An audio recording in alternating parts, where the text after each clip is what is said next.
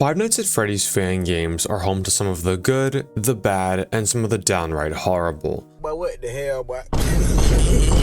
But some fan games are made for the sole purpose of one thing: challenge and difficulty. Five Nights at Candy's 3 is a game that's all about one thing: aim. What if we pushed this CSGO aim tracker to its absolute limits and created one of the hardest challenges the world has ever seen? Hello everybody, and welcome back to the Bones5 YouTube channel on YouTube. In this video, I'm going to take you through my journey to complete the hardest FNAF challenge I've ever done. As a FNAF challenge YouTuber, I'm always looking for the next hardest challenge that I can do to turn into a video. So I was sorting through some of the FNAF fan games and looking for a game that doesn't have too much RNG and is more based in skill. Luckily, there happens to be a community-made list that ranks FNAF challenges based on how hard they are from the perspective of skill, the main list for the max mode list. And that's when something caught my eye: the 13th hardest challenge in the entire world. Rat and Cat All Challenges. I had played Five Nights at Candy's 3 before, and to be honest, the only semi-difficult aspect of that game was the final night with Vinny, with the nights of just Rat and Cat being really easy, so I thought, why not give it a shot? And oh boy, I was really in for it this time. Now, before we get into what this max mode is and how it works, I first want to explain why people said this mode was so difficult. 13th place isn't that high, right? Well, this is a FNAF max mode list. So, where do you think 5020 places? The max mode of max modes? 10th place? 5th place? How about 93? Okay, sure, but there are still some really hard fan games out there. What about Post Shift 2? Isn't that next to impossible? 88. And it's not like this is a linear increase either. The gap between 1 and 2 is a greater gap than between 200 and 400. So this 13th place is no joke. Whatever this Rat and Cat All Challenges is, it completely dusts the well-known max modes here on YouTube. So let me take you into the underground world of FNAC 3 max modes. Five Nights at Candy's 3 is the third game in the Five Nights at Candy's series.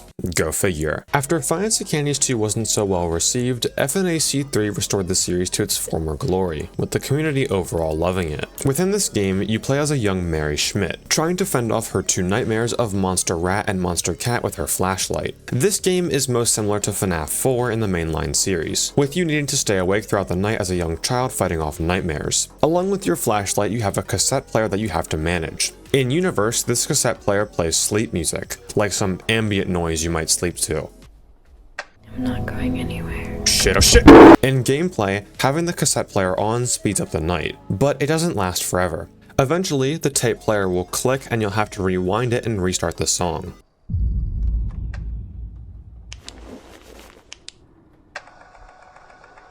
Now, let's talk about our two threats here. Rat is the main antagonist of this game. He can appear in one of three locations, those being the left door, the middle cabinet, or the right closet. Your job here is to stall him using your flashlight by flashing it in his eyes. Then he'll leave playing the funny sound effect. Eventually, Rat will get into your room and the lights will flicker, starting an attack sequence. Now you just need to track Rat and keep the flashlight in his eyes until he stops his attack. Then, Rat will break your cassette and go under the bed. You'll first have to stop the cassette and rewind it. Then check what side Rat is under the bed. Once you know what side he's on, turn to the opposite side in the room. This will lure him out from under the bed. Then you simply need to flash him and he'll leave the room.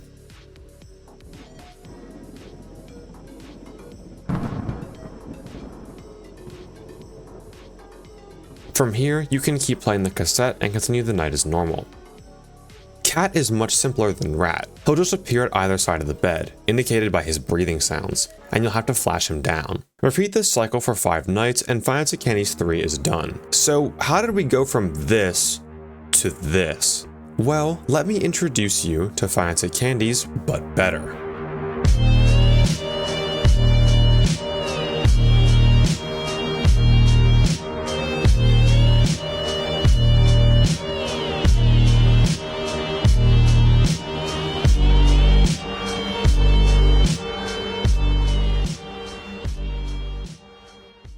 Five Nights at Candy's But Better is a series of mods for Five Nights at Candy's, made by developers Mr. Manatee and Nephirite. Rather than focusing on horror and being scary like the original Five Nights at Candy's games, Five Nights at Candy's But Better focuses on making, well, better gameplay. For example, a huge fault of FNAC 1 was that pretty much every animatronic except Blank was dealt with the exact same way. So in Five Nights at Candy's 1 But Better, everyone was reworked to have new and unique mechanics. So how did Five Nights at Candy's 3 But Better change the gameplay?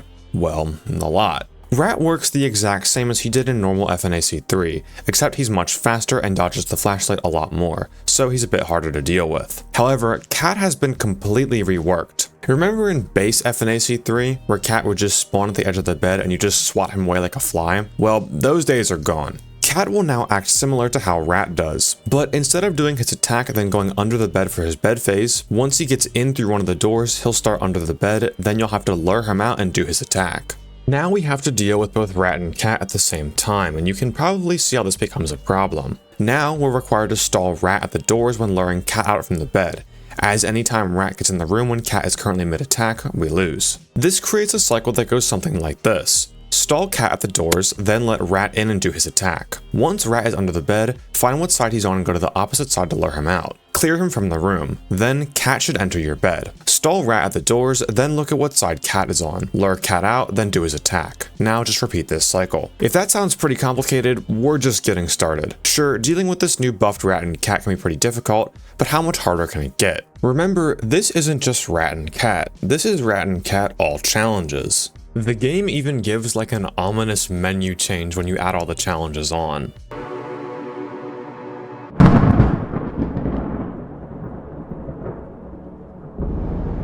So, now that we know what Rat and Cat can do on their own, the next step was to start adding challenges.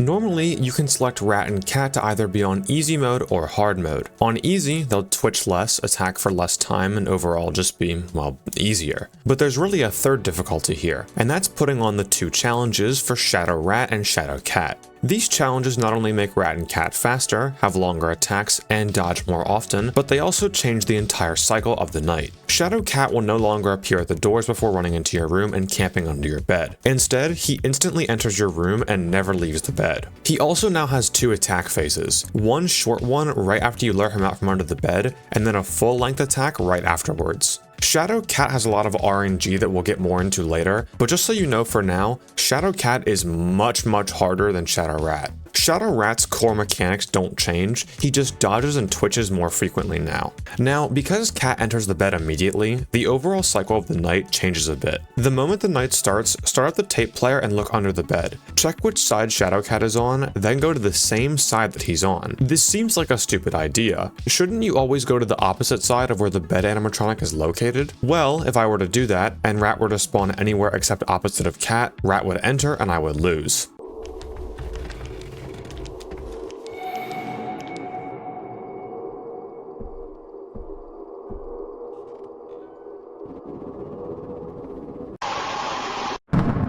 So you want to wait on the same side that Cat is until you hear Rat knocking on the door. Then flick your mouse over the three positions that Rat could possibly be in. Once you've stalled Rat, then Cat should come out from under the bed. Now do both of Cat's attacks.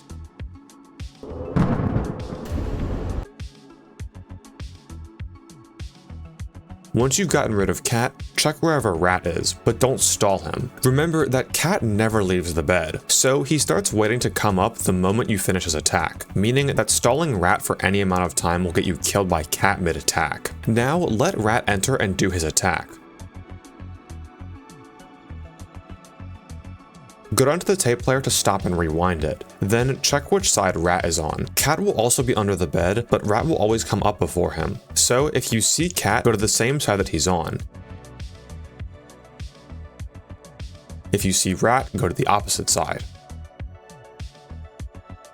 Shadow Rat is much faster to kill in these bed phases if you can't snap to his head here. So here are some guidelines to show exactly where you can be considered on the opposite side of Rat and Cat when they're under the bed. It doesn't matter where you're facing, it's purely based on your mouse position. Once Rat leaves, start the tape back up, then go to the same side that Rat was on. Remember that Cat will always be opposite of Rat under the bed, so we're just going to lure Cat out of the bed, then stall Rat again to repeat this cycle. Now, repeat this for about 5 minutes, and you'll have beaten the night with Shadow Rat and Shadow Cat.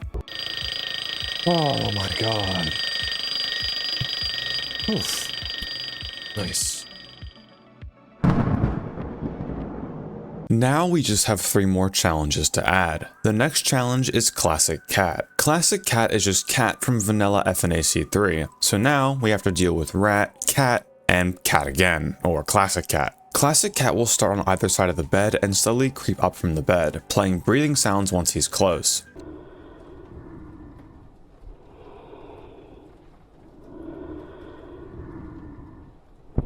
He'll progress much faster when you're turned away from him, so you always want to make sure that he's on the same side as you whenever possible. If you flash Classic Cat the whole way down on one side, he'll move to the other, and we can use this to our advantage. So with Classic Cat now active, we have to alter our cycle a little bit to make sure we can keep him at bay. First, start the tape and check which side Shadow Cat is on. You want to move Classic Cat to the same side as Shadow Cat, so if he's already there, just let him be. Then, stall Rat and do Shadow Cat's first phase. The moment Shadow Cat's first phase is done, flick your mouse to the bottom corner of the screen and flash Classic Cat down. You want to move him to the opposite side of the room here, as we know that Shadow Cat will move to the other 2 locations when you complete his first phase. Once you've completed Shadow Cat's second attack, watch to see where Rat is. If Rat is on the same side as you, keep Classic Cat there. If not, move Classic Cat to the other side. Once Rat's attack is done and they're both under the bed, you want to make sure that Classic Cat is always on the same side as Rat. Then lure Rat out from the bed as usual, and flash Classic Cat down after getting rid of Rat.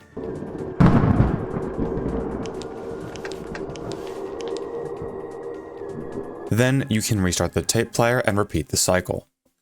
As you can see, with only 3 animatronics, this night gets pretty complicated, but we still have 2 challenges left. The next challenge is Hard Cassette. Hard Cassette doesn't alter the cycle in any way, it just makes the tape player much more important. Now, the tape must be playing in order for you to stay awake. Once the tape player is stopped or rewinding, the screen will slowly fade and you'll fall asleep, causing an instant death. Falling asleep is never really a problem. Throughout all my attempts on this challenge, it never really mattered. However, Hard Cassette has a second buff, one that is much more important. With Hard Cassette on, playing the tape player will no longer speed up the time of the night. This takes the night length from roughly 4 minutes and 30 seconds to 8 whole minutes. Because this night length is so long, you'll need to stay consistent and control your nerves for much longer. However, even with all of the challenges that I've talked about so far, this mode would still only place 70, maybe 60 at best on the max mode list. There is one challenge that is so brutal, it strikes fear into the heart of anyone who has ever touched FNAC 3.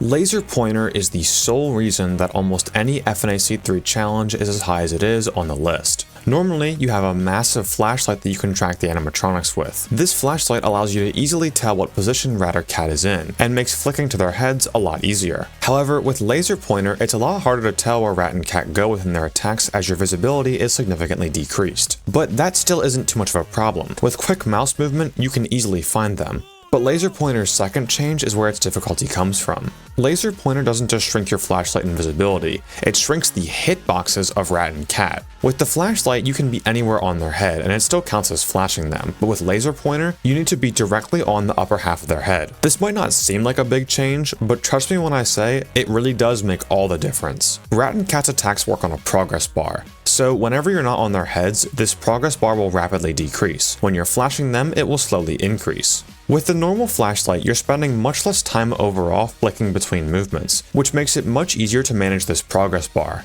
But with Laser Pointer on, you have to cover more distance between movements, and be much more accurate when you stop. If you're off by even a few pixels, that's enough time for that bar to rapidly drain and for you to lose the attack. I feel like now is a good time to mention the differences in the 3 locations for each attack: left, middle, and right. Rat and Cat can attack from any of these 3 positions in the room. On the left side, they're the furthest away from you. In the middle, they're a bit closer and cover more horizontal distance, and on the right, they're very close and move in a triangle pattern. The closer that Rat and Cat are, the smaller their hitbox is and the more you'll have to flick your mouse. So ideally, you get lucky and get as many spawns on the left as possible. But with any spawn in the middle or right side, you'll have to perfectly flick your mouse throughout the entire attack. Missing a single dodge from Rat and Cat will likely result in an instant death.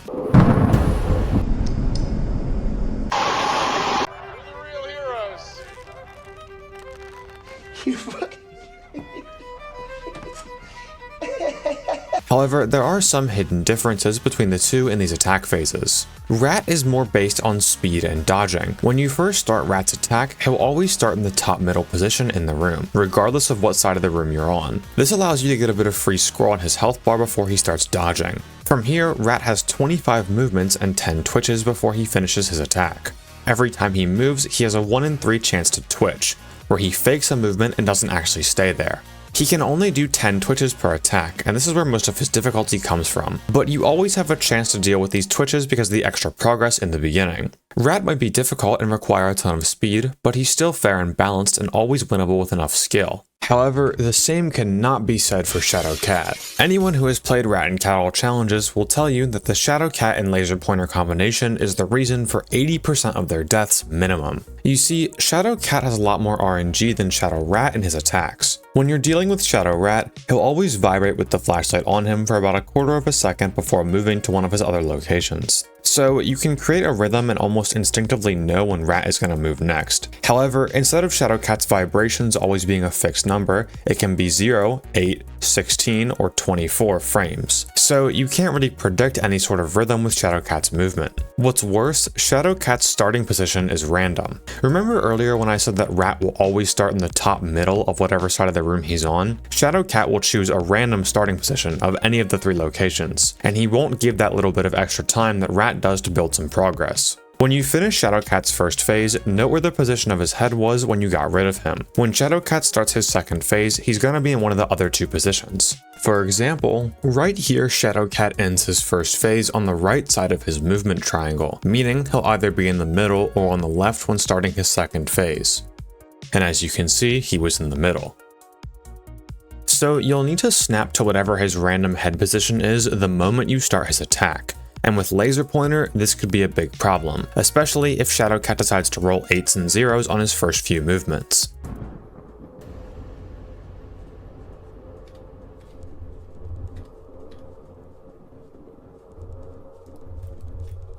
That is fucking bullshit, dude. There's one more thing I have to mention before I talk about my experience with this challenge, and that's the bedside stalling. You see, I mentioned before when talking about bed phases that whenever Rat enters the room when you're dealing with first phase Cat, you'll die. Well, in order to prevent this, you always have to make sure Shadow Cat leaves the bed at the right time. Shadow Cat makes a humming sound whenever he's active.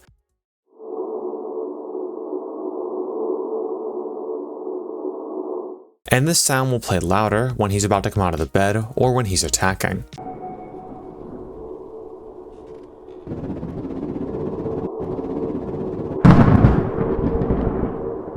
So you can use this sound cue to gauge how close Shadow Cat is to coming out of the bed. The general guideline that I follow is you always want to be on Rat's head when this sound starts to get louder. So if the sound is still quiet and you're flashing Rat, you may want to take your cursor off of his head to stall him a bit. If you're too late to reach Rat's head, you'll have to do something called bedside manipulation, which I am not good at all.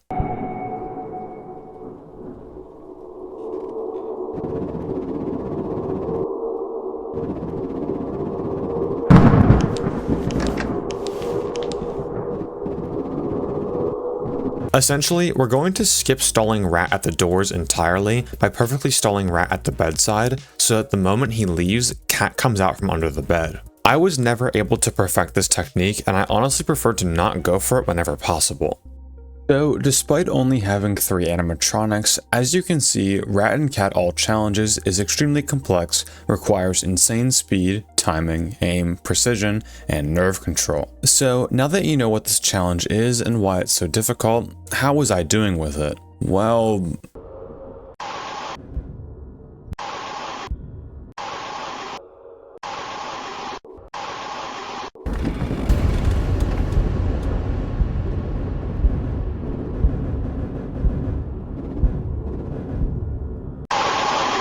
What the f? Bro, get a job! Why, bro? He said 920. Yeah, not too great. I was just not able to deal with Cat whenever he went to the middle or the right. My reaction time just wasn't good enough and I was starting to have some wrist problems.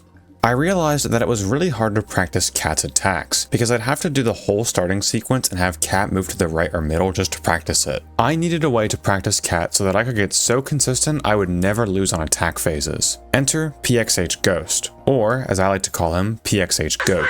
PXH Ghost is a member of the Bones 5 Discord server, which you should totally join, but more importantly, this man is cracked at Click Team. So in about an hour or two, PXH developed the Rat and Cat practice mod. Now I could finally practice Cat's hardest positions, and get really consistent with Rat going right or mid. I figured that once I was able to get 3 right Cats, then 3 mid Cats in a row, I should be able to do it in game. When I was selectively practicing for Cat's hardest movements, I was able to finally notice what my weakness was. I'm right-handed, so for whatever reason, moving my wrist in this downward motion was always a bit uncomfortable to me. So whenever Cat was at the top of his movement triangle and decided to move to the bottom right, I would move way too slow and wouldn't be able to catch him.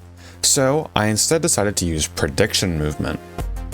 At this point, I had sunk in so many hours into this practice mod that I was comfortable snapping to Rat and Cat's hitboxes in complete darkness. So I began to try and predict when they would move. Take right side Rat here for example. If you're normally tracking Rat based on reaction, it's almost impossible to gain any progress back on the scorebar. But with prediction movement, you can. You see, if Rat was at the top, the moment he moves, I would instantly snap my cursor to his bottom left hitbox. This is a more comfortable movement for me, and if he happened to move in that same direction, his scorebar would have no time to drain whatsoever, and I could gain back a bit of score. But if he did move to the right, no big deal. I would just snap my cursor to the right after seeing that he's not on the left. Not only did this prediction movement help in survivability, but it also allowed me to play much longer, as I wasn't doing the one movement that seemed to really kill my wrist. Once I started implementing this, I almost never lost to Rat, and I would only lose to Cat if I wasn't fast enough on his starting position. After many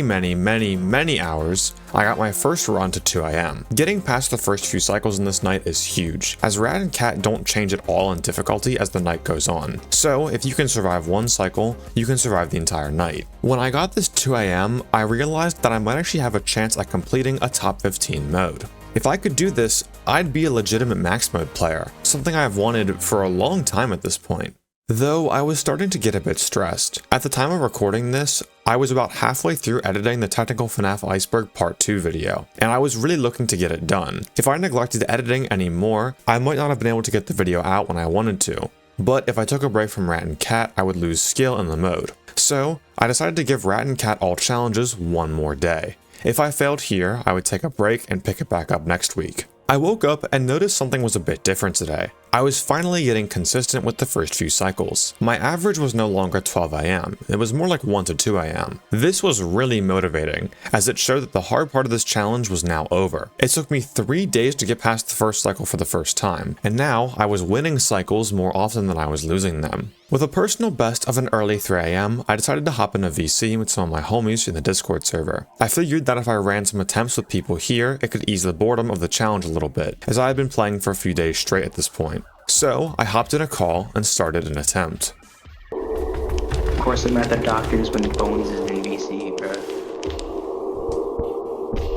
Something felt a bit different now. For some reason, I've always strangely been better at things when the pressure is at its absolute maximum. To quote Super Smash Bros. Melee legend PPMD, when pressure is at its absolute highest, the only thing you have to rely on is your muscle memory and practice. The most important thing when you are nervous, when you are watching people that have all the pressure on them, everyone's yelling, the most important thing that is going to kick in right then is your muscle memory. You're like overwhelmed, your brain is freaking out. The only thing that's going to save you is not necessarily a Hail Mary, it's not, there's nothing, you can't pause the match and say, hey, I need to take 5, gotta have a water break. You don't get that. What you get is whatever you have prepared to do. But I had practiced so much that it was over. I could not lose on attack phases anymore. No matter how much pressure was on me, my body would move without me even thinking about it.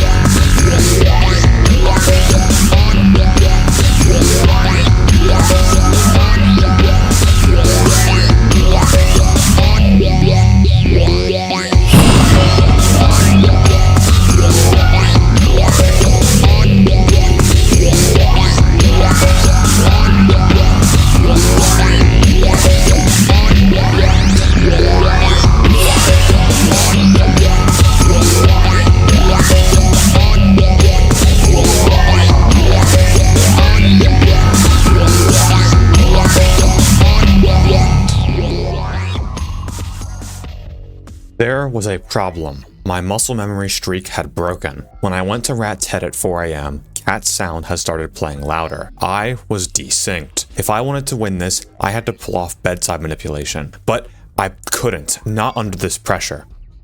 But I could pray for a 1 in 3 chance. If Rat spawns anywhere except the right closet, I am guaranteed to lose. I've been the unluckiest player in every FNAF game before this. Make this the one time that I can break my curse.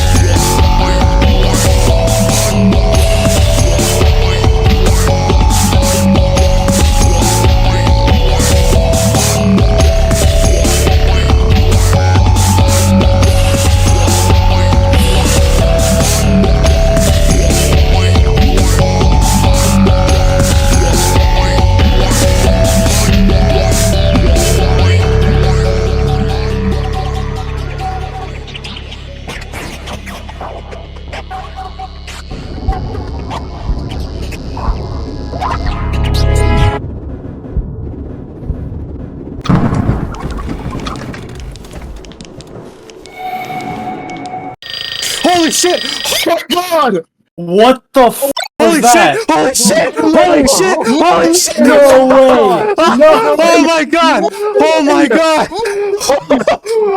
Dude, that was a Holy fluke shit. from 3! That was a fluke from 3! Oh my god! What the f*** was that? Oh my god! Oh my god! Oh my god! Holy shit! There's no way, bro! No way! Holy! Holy shit! That